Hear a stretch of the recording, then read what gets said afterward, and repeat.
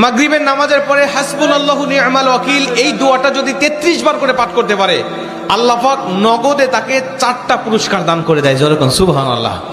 এবং এই পুরস্কারগুলো আপনি নিজের চোখে দেখতে পারবেন যে হাসবুনাল্লাহু নি'মাল ওয়াকিল এই দোয়াটা পাঠ করার কারণে আল্লাহ পাক আপনাকে কি কি বেনিফিট দান করেছে। 1 নম্বরে আল্লাহ পাক আপনার দুশ্চিন্তা, আপনার টেনশন আল্লাহ পাক দূর করে দিবে। আপনি যত বড় দুশ্চিন্তায় থাকেন না কেন, আপনার টেনশন আপনাকে একদম শেষ করে দিচ্ছে। আপনি যদি হাসবুনাল্লাহু নি'মাল ওয়াকিল মানে আল্লাহ আমার জন্য যথেষ্ট, আল্লাহ আমার জন্য অভিভাবক হিসেবে যথেষ্ট, আপনি যদি দোয়া করতে পারেন, আল্লাহ পাক বলেন যে আমি আল্লাহ পাক তার টেনশন, তার দুশ্চিন্তা একেবারে দূর করে দেই। এটা হলো প্রথম নম্বর বেনিফিট। দ্বিতীয় নম্বর বেনিফিট হলো যে এই দোয়াটা যদি কোনো ব্যক্তি নিয়মিত পাঠ করতে পারে, রাসূল সাল্লাল্লাহু আলাইহি ওয়াসাল্লাম বলেন যে আল্লাহ রাব্বুল আলামিন তার বিপদ আপদ বালা মুসিবত আল্লাহ পাক দূর করে দেয়। এটা আল্লাহ পাক নিজেই তার জন্য সাহায্যকারী হয়ে যায়। বিপদ আপদ বালা মুসিবত তার সামনে আর কিচ্ছু রাখে না। আপনি যত হাসবুনাল্লাহু নি'মাল ওয়াকিল পাঠ করবেন, তত আল্লাহ পাক আপনার সামনে থেকে বিপদ বালা মুসিবত দূর করে দিবে। এটা হলো 2 নম্বর।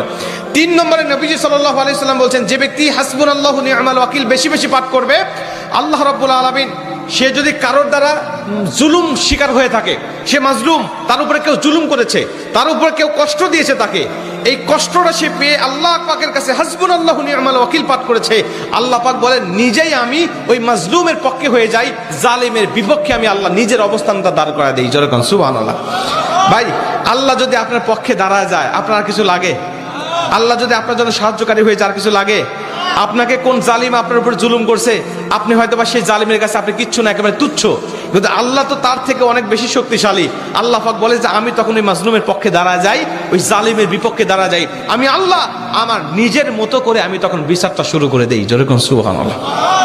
এজন্য যদি কেউ আপনার উপর জুলুম করে, আপনি হতাশা হবেন না, আপনি কষ্ট পাবেন না, আপনি আসমানের দিকে মুখটা উঁচা করে বলবেন হাসবুনাল্লাহু নি'মাল ওয়াকিল নি'মাল মাওলা ওয়া নি'মান নাসির।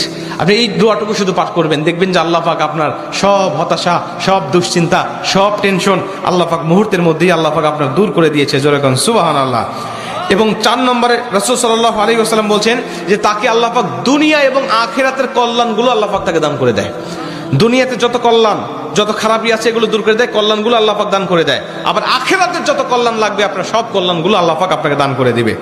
আল্লাহ পাক আমাদের সবাইকে এই 4টি ফজিলতগুলো পাওয়ার আশায় হলেও আল্লাহ পাক আমাদের সবাইকে এই হাসবুনাল্লাহু নি'মাল ওয়াকিল এটা মাগরিবের পরে 33 বার, অনেক মুহাদ্দিস বলছেন ফজরের পরে 33 বার, যদি কোনো ব্যক্তি 11 বার পড়তে চায় সমস্যা নেই, কিন্তু 33 বার পড়তে পারলে সবচেয়ে ভালো ফলাফল পাওয়া যায়।